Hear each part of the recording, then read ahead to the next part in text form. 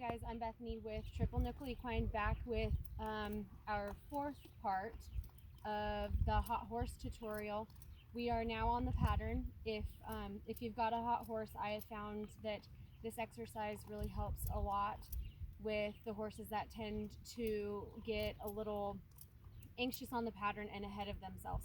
So what I do is out in front of my barrels, when I start training a horse on barrels, in the very beginning, I do this. Some horses, depending on their style, I will stop doing this later on in their career, but other horses that kind of need a little bit of a reset in front of their barrels, I keep this up throughout their whole training. And what I do is when I stop out in front of my barrels, I will actually ask them to stop and sit for about 3 seconds. And I think that that is very important in a lot of areas, not just barrels, but as well as exercises in general. I will always kind of step away and give their brains time to process.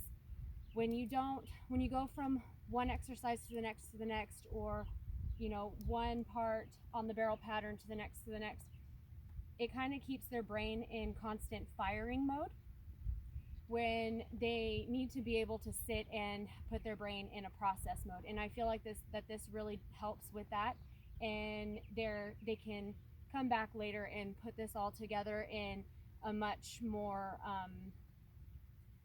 responsive way and not a reactive way. So what I do is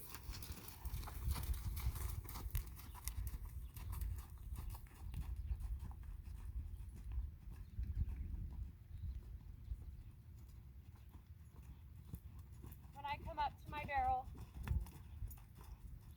I just stop outside my barrel. I'll ask them to take a couple of steps backwards,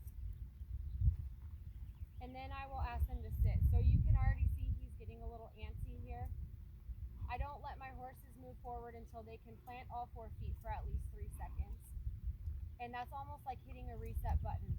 If you have a hot horse and you do this with them a handful of times or over the course of about a week, you'll start seeing them kind of bring themselves back on their own, and you won't have to do any work. And then I'll go ahead and I'll move on, coming around my barrels. And what it'll also do is a horse that tends to rush the turn, it'll help with that as well.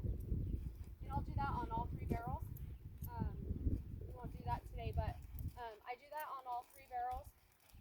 And it seems really simple, but it really does work wonders. So I hope you guys find some help in this last iteration of our hot horse tutorial.